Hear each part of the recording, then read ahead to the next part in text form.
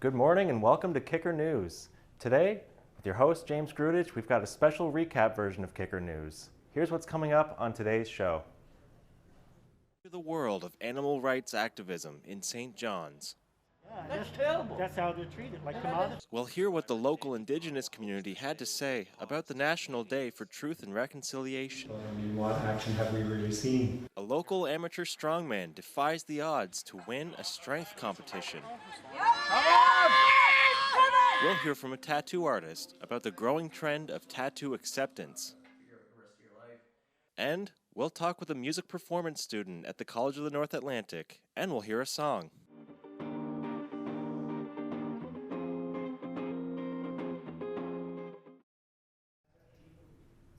Well, a lot of people in St. John's have seen billboards around the city advocating for animal rights. You may have even seen a live demonstration by activists. The vegan community in St. John's is very much alive, but life as an activist isn't always easy. I got to spend some time amongst them and find out what that's like. Here's what I found.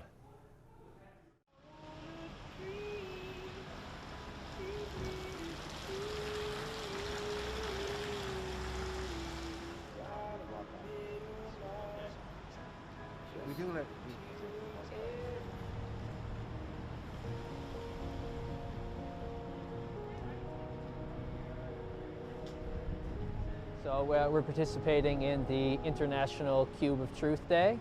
So there's over 200 Anonymous for the Voiceless chapters all over the world. We're all doing cubes of truth on the same day today. And the purpose of the Cube of Truth is to do outreach, educate the public about the reality of what goes on in animal agriculture. So standard practices in slaughterhouses and on farms. And we're showing footage to the public to wake them up about those realities and make them rethink about their contribution to exploiting and harming animals.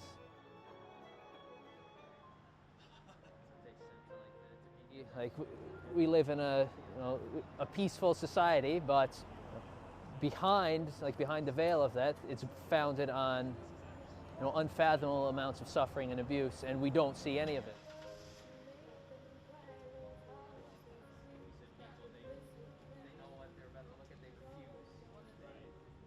Yeah, That's terrible. That's how they're treated, like commodities. That is terrible. Yeah. Right? It's human superiority is our assumption that we're better than animals, but we're no better. But we are animals. We are animals, exactly. We're animals like they are. We feel the same. We have the same feelings. The only difference is that we walk on two legs and we can speak. Right. We want to bring it to the surface, render it visible, and when people are more aware of it, they will realize that they have a choice to not support it anymore. And the end goal is that people stop funding these industries that commit global atrocity and move towards a better, more ethical, more compassionate world.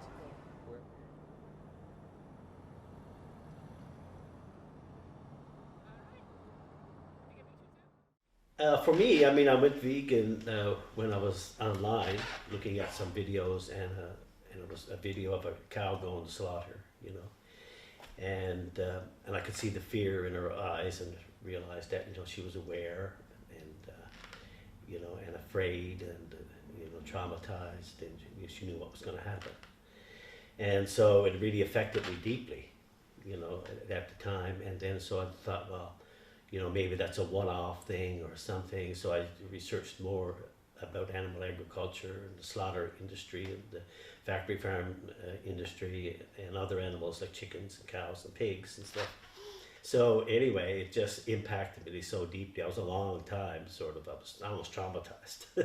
And and then I went vegan immediately at that time. Well, we started back a number of years ago, I guess, and there was everything from vegan potlucks to just simply protesting in front of fur shops. Yeah, pretty well immediately after I went vegan, then we got involved with the SAVE movement, the start of St. John's Animal Save.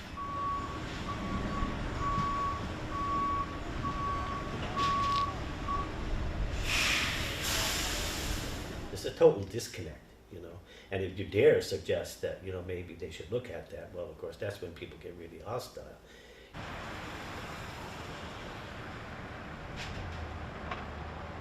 they all love animals, but they still eat them.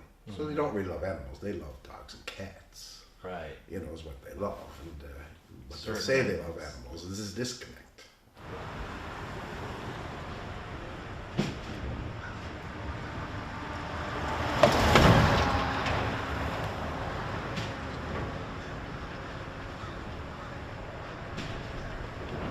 People want to be liked. You know, people want to be liked by everybody. So they don't want to stick their necks out. They don't want to talk about veganism. You know, they're okay with being vegan. And I think that's the way it is. People, okay, you can be vegan, that's fine, but, you know, respect my right to eat animals. I'll respect you, you respect me. But, of course, not understanding that, you know, it's not the same thing. Sure, you can respect me for being vegan. I'm standing up for animals, you know, type thing. I'm not eating animals because I don't want them to suffer. You know, but I can't respect your choice to make animals suffer and die because you like the taste of their flesh. I'm sorry, I can't support that and I can't respect that. You know, so to me it's not the same thing.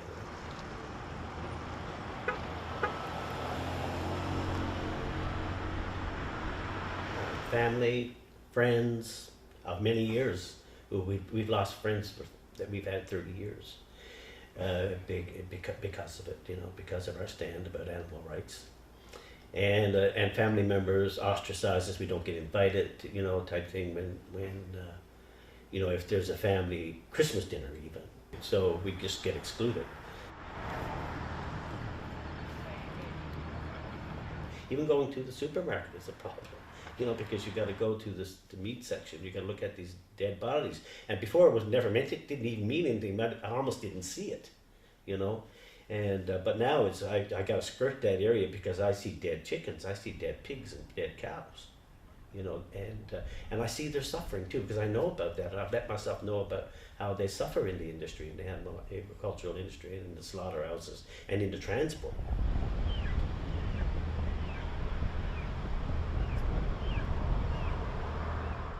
It's worthwhile because I think the world will change. I think we're it's in progress. It's happening.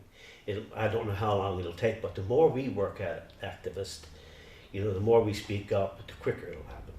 As we did with slavery. I can't believe that people, you know, supported slavery or, you know, were against gay people or women's rights or all those things. So, you know, I think it's going to change, and in 50 years we're going to say that was abhorrent. Oh yes, I can't believe we ate animals. I can't believe we treated animals this way.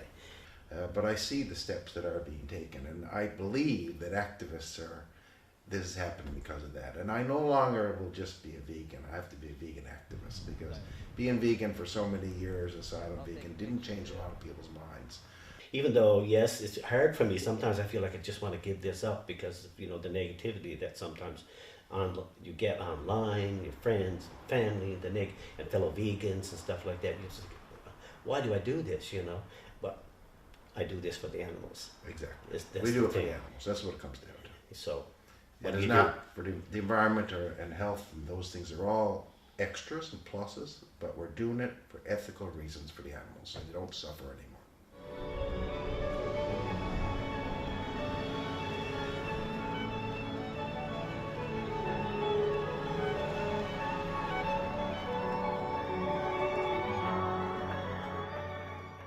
Carol, he's our girly girl.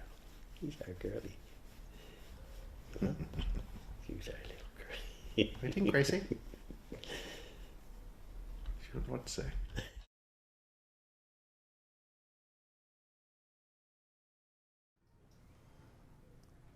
This year, Canada held its first National Day for Truth and Reconciliation. On September 30th, people across the country were encouraged to reflect on the impact of residential schools and the treatment of Indigenous peoples. While the holiday is a step forward, some folks feel that the work is far from done. I went downtown to hear from some people from the First Light Friendship Center. Last Thursday was the first National Day for Truth and Reconciliation in Canada. Known to some as Orange Shirt Day, it's a new statutory holiday. Residential school survivor Danny Pottle hopes this day will give pause to Canadians. Personally, it means to me a day of reflection and contemplation To remember not only my experiences in the residential school in Northwest River, but those of my parents, my aunts, my uncles, my cousins, and my fellow survivors who attended that school with me over the years. The day comes as a response to the 94 calls to action laid out by the Truth and Reconciliation Commission. But Justin Campbell of First Voice NL says that more action is needed. Because we're several years past now, the TRC recommendations have been out for 6 years. As Stacey mentioned, we've been waiting for government to take a coordinated approach, one that isn't bit by bit looking at individual calls to action, individual calls for justice. For Danny Pottle, a National Day for Truth and Reconciliation is just the beginning. The federal government, through Justin Trudeau, has committed to honor and act on these 94 calls to actions, but I mean, what action have we really seen? Justin Campbell says it's time for governments to step up and honor their commitment to all 94 calls to action. There has been, up until now, no coordinated approach 6 years after the release of the calls to action. It's time to do that. It's time to start by looking at the calls to action, the 94 calls, and saying, okay, which of these have we actually started work on? What is the work that's already happening? And at least to our knowledge, that very first step has not been done. Apologies are fine, but if they're just hollow words, then what's the point of it? If there's no action followed up on those apologies, then to me it's just rhetoric. For Kicker, I'm James Grudic.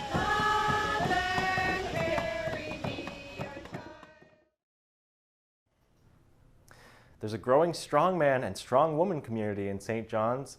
A few weeks ago, they held a competition right after the Vax Pass rules came down. Not all the athletes had both their shots, but with a little help, they all got to compete. Here's how it went. Last weekend was the Static Monsters and the Battle of the Beasts, a combination strongman event in Paradise.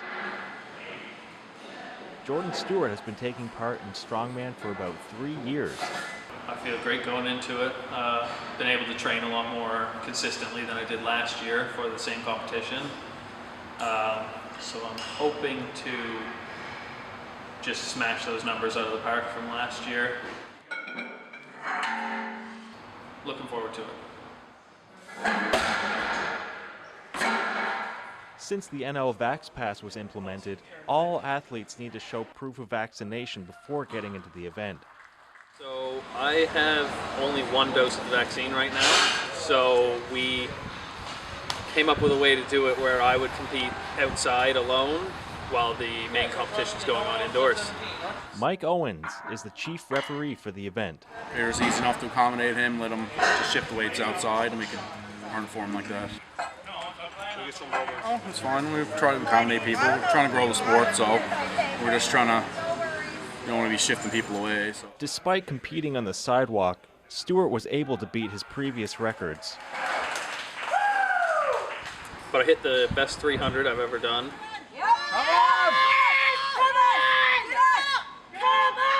But I did manage a 730-pound deadlift, which is the most I've ever done as well. For Kicker News, I'm James Grudic. Well, tattooing seems to be getting more popular all the time. You might have some yourself, or if you don't, you probably know someone who does. But what is life like for someone who's completely covered in ink, including their face? I spoke with a tattooer in CBS to find out.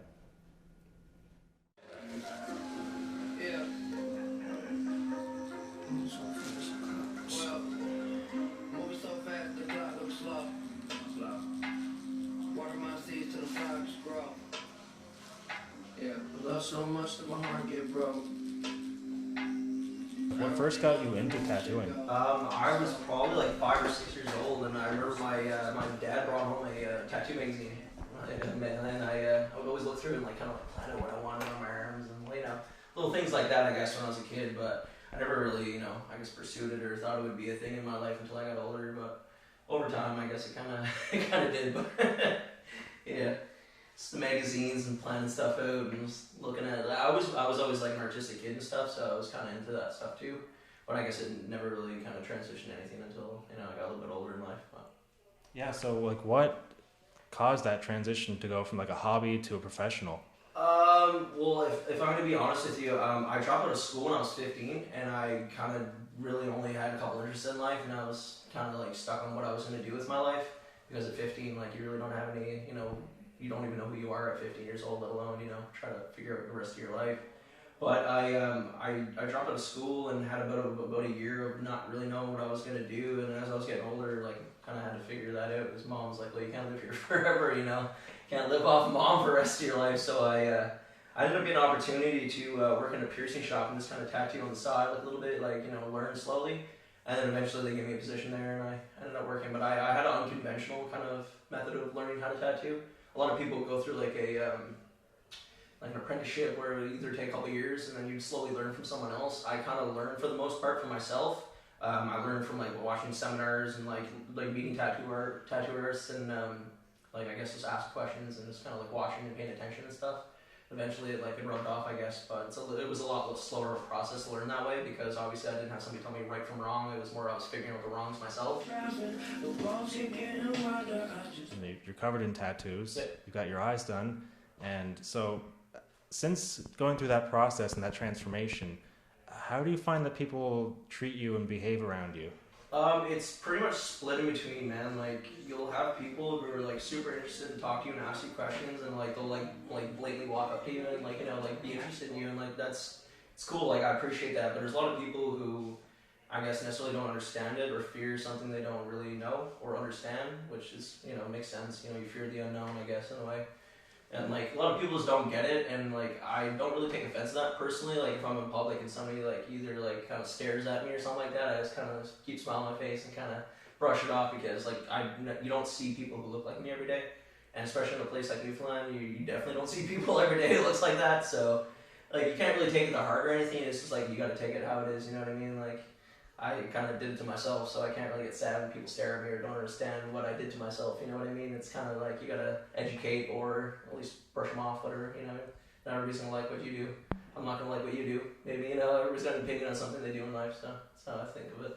Does it seem to you like public opinion around tattooing and like that stigma is changing over time? 100% yes. Like I said, like it's a small place here, so like you will get those people who are just completely ignorant to the whole world of tattooing now. Like every 20-year-old has like fucking sleeves and all these things. You know what I mean? So it's really not like that big of a big deal. It's just the fact that Newfoundland's a little more behind in other places. So we're less populated. Obviously, we don't have cities here. We don't have big populated areas. Different things like that. So our older population doesn't necessarily like kind of perceive it the same way, but I completely find like nowadays, man, you'll see young fellas like freaking out, just like, man, I want to look like you when I get older, like things like that. Like people they don't give a care anymore, man. Like the world's got too much going on. I like to hope anyway, but you'll run into those people who kind of like you're like, man, you need to go in a time machine or something.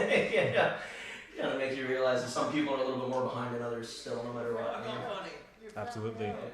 But people are pretty open to like just seeing new things now, I guess, for the most part.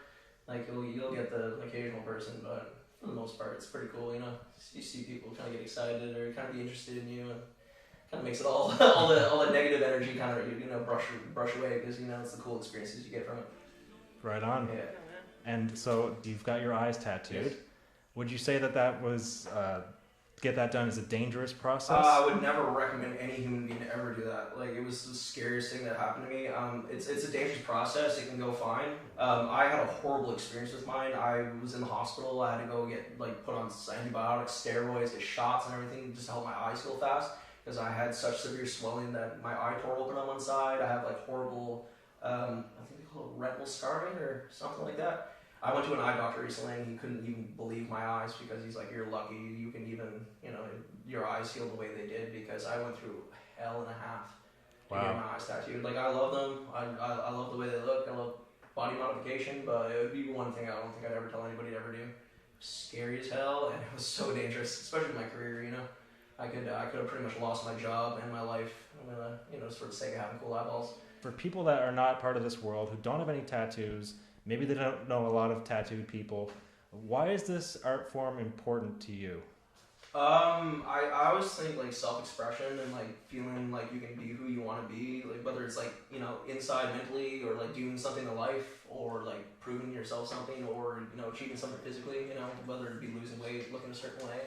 I think like that's like the one thing that like people don't realize, like you have, to a degree obviously you have some control over, not everything obviously in that aspect you do, but like people who feel like they like don't like I guess they feel insecure about themselves or they grow up feeling differently. Like now we live in a time where you can express yourself in that way and like not have to feel, I guess, necessarily like you're an outcast. I guess there's still a community for like no matter who you are. You know, there's a bunch of weirdos who, you know, like me who like doing this stuff. You know what I mean?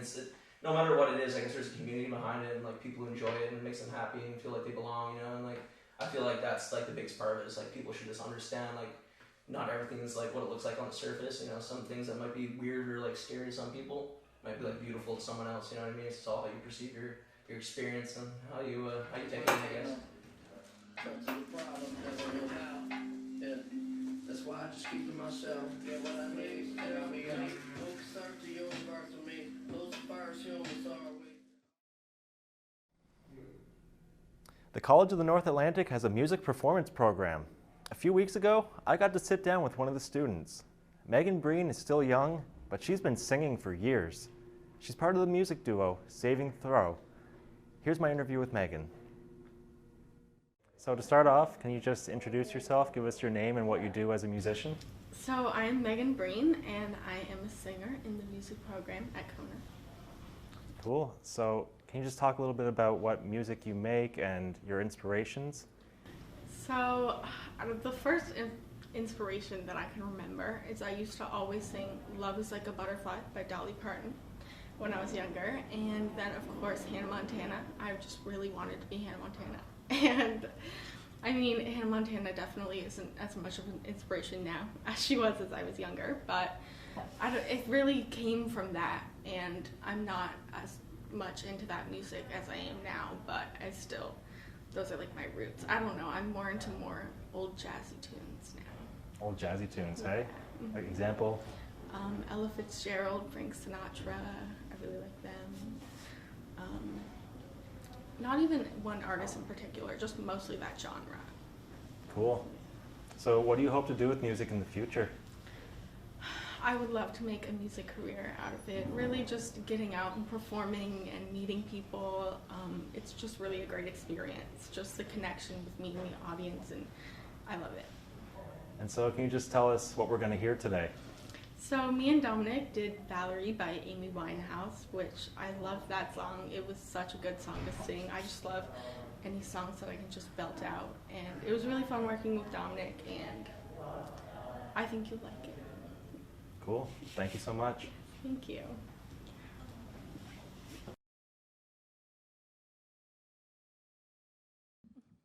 I am Megan, and this is Dominic, and we are Saving Throw, and we are going to be playing Valerie.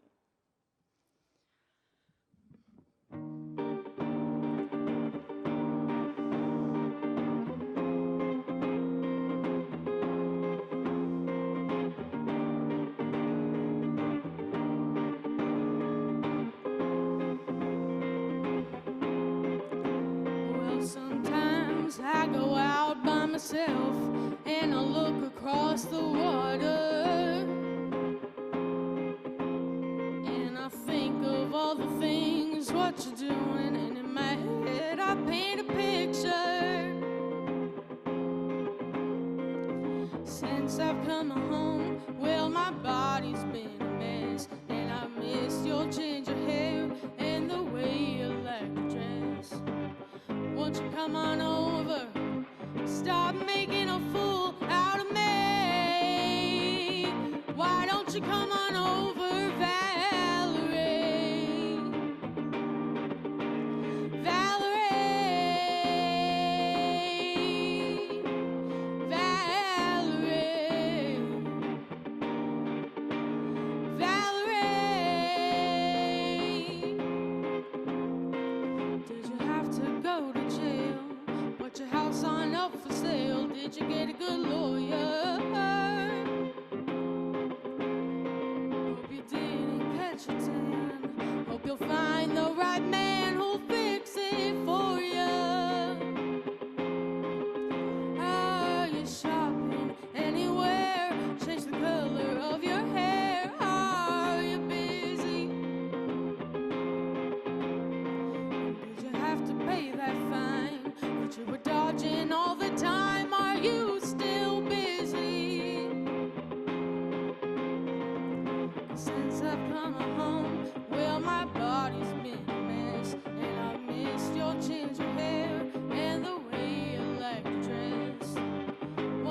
come on over?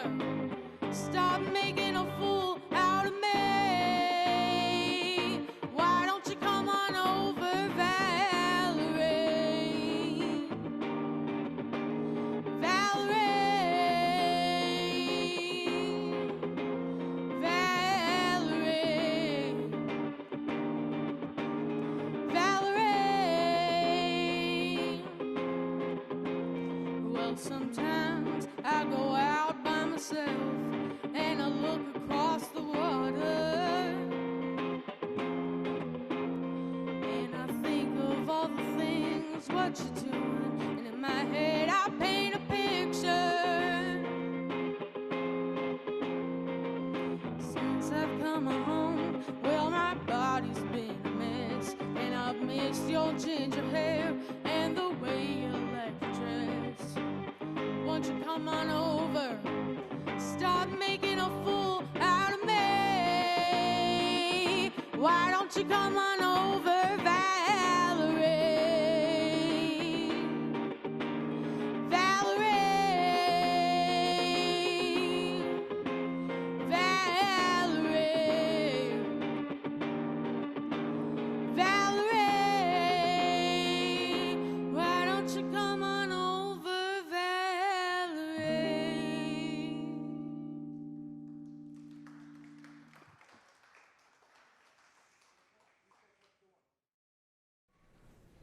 And that does it for today's special recap version of Kicker News. Thanks for joining us. We'll see you next time.